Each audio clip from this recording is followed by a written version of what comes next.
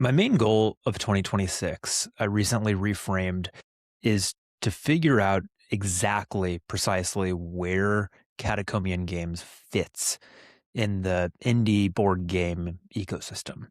So I've long kind of wrestled over whether I want to be merely a game designer or a game designer and a publisher, or more than that, would I ever want to publish somebody else's game? And I've been kind of wrestling over this because the different paths there actually look very, very different. I've talked about on here before about how I've met a number of game designers in New York who have successfully they make many prototypes per year, and they pitch them and sell them to publishers, and then they let go of them. They lose some of their creative control, but they're able to just move on to the next one, meaning that their whole life is about game design. And other people will, make something and it turns it into a hit, and they end up publishing other people's games, and they become an indie publisher. And I've been kind of thinking about this and wrestling over this for a while.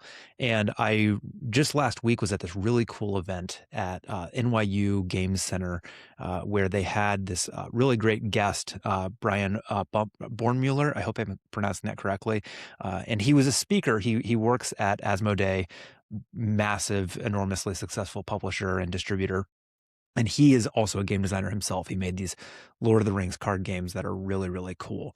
And he was just there talking about kind of how this all works. And I really appreciated he kind of broke down the different things that you can do in this industry. And I'm going to use a visual aid with my amazing handwriting here. And he talked about first there being, whoops, my finger's not even in front of the paper, game design, which I'm going to be doing pretty much no matter what. This is pretty straightforward. Game designers spend a huge amount of time developing, testing, designing their games. Sometimes it takes years before it's even ready to pitch to a publisher or to self-publish, but that's pretty straightforward. And then next is publishing, right? Publishers take on some financial risk. They go out and look for games. They do talent scouting, things like that, to find good new games, to bring them in, to finish them with art, to work with the game designer or sometimes without them, to give the game an identity, to get it to a finishable place, to work with the manufacturer, ultimately to market it and be sort of financially responsible. And because this is a big financial risk and because they're doing so much of that work, they end up taking a huge financial stake in the game as well. Working from there, we get to obviously manufacturing. Clearly, I have no interest in actually doing that myself. I've worked with a great manufacturer, Longpack, in the past.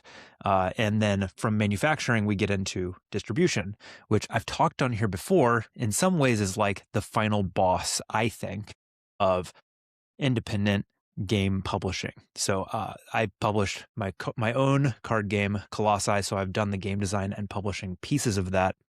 But now getting it actually onto store shelves is quite difficult. And most retailers, that's the last piece on this list.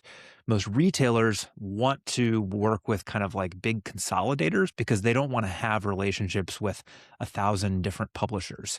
And they also need to get strong sort of trust signals of like, hey, we're able to sell this game. The stores that are buying from us are frequently repurchasing. We have, we don't have one game to sell. We have hundreds or thousands of games to sell, and we have a big catalog. And if you're looking for a family game with dice, we have 10 of those.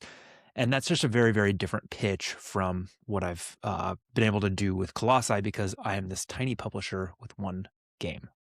So distribution is very difficult, and I have not had much success reaching out to distributors to try to find somebody who might be interested in it. So all of that to say, I started thinking a lot about like, should I just be pitching my games to publishers? Should I be publishing my own games? Should I be trying to crack the code on distribution? Should I be just trying to get really good at direct-to-consumer online sales? It's very difficult to know what the next right move is, other than just designing games, because I'm going to be doing that no matter what. So I started thinking about, how do I approach this like a product manager, right? This is my job. This is my day job, is to help businesses solve these types of problems. And here I am. I have this tiny business, Catacombian Games. What is the best kind of criteria or way for me to find out what I should be doing and what Catacombian should become? And if I was approaching this like a product manager at somebody else's business, I'd say, let's think about first, like, what do you actually want to do? What do you suspect that you are actually good at? What do you have evidence that you might be good at already? And then also, let's set out some like tests, some criteria to prototype each of these different paths and figure out which one of them is actually viable, right? So I wanted to talk a little bit about how in 2026, I've kind of set out some criteria for myself and set up some clear goals so that I can actually test these different things. And at the end of the year, I'll have some data, some results to actually measure and look at, like, where was I successful? Where did I find joy? What did I hate doing? What did I love doing? So starting at the top, just with game design, this one's fairly straightforward. And I think I'd be doing it I'd be doing it in any case, right? So I have this game, this sort of like time travel game, Canticle, that I've been working really hard at, and I just want to have it to be in a really good like prototype place where I can pitch it to publishers or potentially run a Kickstarter for myself by the end of the year. That might be an ambitious timeline because it's a pretty complex game and it's not going to be easy to build, and so I think it's going to take some time to get there. But just like that, I also have a handful of other prototypes that I'm working on that I just want to get them to the finish line. I want to get them to a place where I'm able to pitch them. So from the game design perspective, fairly straightforward. So then is the publishing part of this list. So historically, like I said, I published my own game. I published Colossi by myself.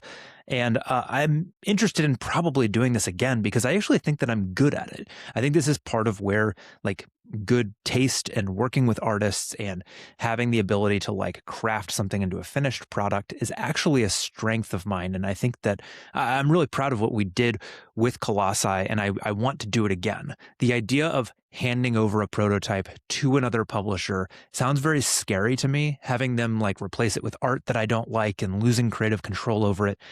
It sounds like it would make me a little bit crazy. Also, just the way that I design is like, I don't just have like 20 good ideas sitting around with like good prototypes right now.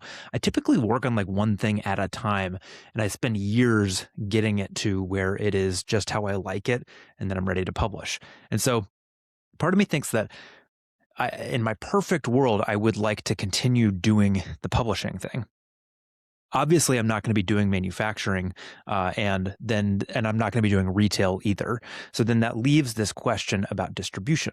And so I had this thought, which is that I should experiment with trying to do some of my own distribution to learn about how that works, and to just kind of develop as much of a sort of like mental map of what's out there and how people buy and how distribution actually really works.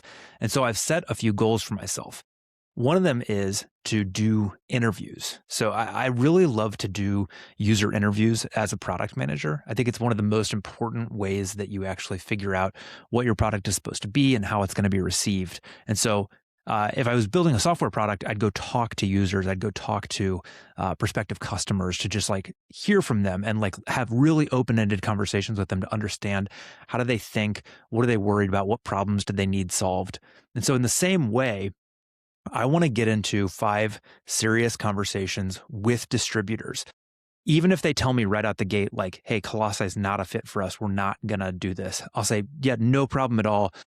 But can I just have a conversation with you? Can we just hop on Zoom and I can ask you a bunch of questions about how you make these decisions? Like the last 10 smaller, newer games that you did pick up, why'd you pick them up? Like, what were the signals that you looked at that made you think this is good? This is worthwhile. I think I could actually sell this. And how can I maybe try to build towards that so that I could eventually get a distribution deal? Or maybe if everything goes right, I'm not counting on this, but like maybe I do get a distribution deal, and that would be really cool too. So like those would be sort of success criteria with like working with external distributors, because that's something that I would really love to do. Similarly, I've started calling board game stores and mapping out like where are all the board game stores in America. I have this huge database. I did some cool stuff with like web scraping with Claude, where I like was able to build this great database of all of the board game stores that are out there. I've just been calling them and like saying, hey, can I chat with your buyer? Even if Colossi is not a good fit for your store, I'd love to ask you similar questions like, the last few new games that you brought on, why'd you bring them on? Like what gave you confidence that you could sell them? Obviously you're confident that you could sell ticket to ride, but like the last like weirder thing you brought in, why'd you bring it in? What, like what precipitated that? So I can kind of, I've set this goal to basically interview 50 different board game store buyers to just like get into their head. And the goal of that is like eventually, obviously I'd love to like sell some games, and I have sold some, but to retailers, but also just to get into their heads and understand like, how are you making your decisions, and then build relationships long term. And if that went really well, that could also result in just now I have relationships with a bunch of board game stores that I didn't used to have. I could drop in and do a playtest or sort of a demo of Colossi. I could, just continue to invest in that relationship, see if they'd be willing to like promote the Kickstarter, et cetera, et cetera. Building those relationships seems really good. Doing those interviews just to like learn about how they think about things seems really good. And if it's a total flop, the signal that that'll send me is like, hey man, you really truly have not figured out distribution. You're probably not going to figure it out. You've talked to distributors, you've talked to retailers, you're no good at this. Like, go figure out an external sort of outsourced solution for this, because you're not cracking it.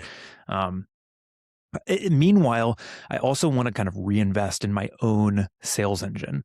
I've talked to other indie publishers who have basically said, who are way past, I mean, they sold like 100 times more games than I have. And they're like, we didn't even try with retailers. Like if they reach out to us, great. But, we're happy to just sell online. We've gotten like good at selling online. We've gotten good at like, they're in Amazon and they advertise on Amazon, and they've been successful with that. So I'm going to continue to try to reinvest in that, because I'm like, I have a good website. I have a decent web presence. I have good reviews. I could use that to like make another effort on maybe like some light ads, or just kind of like getting content placed around the web to try to drive people back to my site and buy games from me, which is also ultimately the highest margin that I get to. I get way more profit from that than I get from wholesale. So if by the end of the year I could prove out that I was really good at like direct to consumer sales on my own website, that would be really compelling as well. That would tell me more about like, hey, maybe I could actually kind of do my own distribution, just not through traditional retailers, which would be a really cool solution too.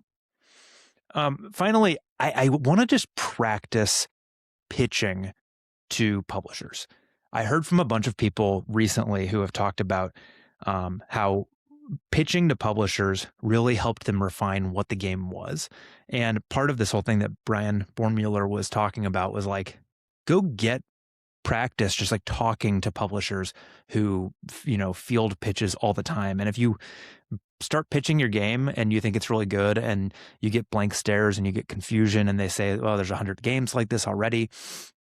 I've heard a bunch of people say like, doing a pitch like that can actually be about as helpful as a test, particularly a pitch that doesn't go well, where they say, maybe I like this and this, but here's all the reasons why I don't think I could ever sell or publish your game. That's really valuable information. It doesn't mean that it's going to like kill the game, but it is, I've heard some designers talk about like, from the moment they have a good idea and they have like their initial prototype, even though it's not really ready to publish, they're just pitching publishers throughout, because it's such a helpful refining tool. And I realize it's like, I've never even done it. I've never even tried it, and maybe it would go well, maybe it would go horribly. But I think as part of this like spirit of experimentation and figuring out, where am I on this list? Like maybe I should practice just talking to other publishers about my games. Maybe it goes well, maybe it doesn't, but I think that'll be really helpful information in figuring out like, is Catacombian going to be merely game design, or is it game design and publishing, or is it game design and publishing and figuring out my own distribution that doesn't even need retail stores, et cetera, et cetera. I don't know, but my hope is by doing this experiment and measuring my results and like producing documents about it, basically treating it like product management, at the end of 2026, I'd be able to actually have a much more confident answer and data and experience to say, oh, I like this, I don't like this, I'm good at this, I'm not good at this, and we'll see how it goes. So stay tuned. I'll be sharing results along the way.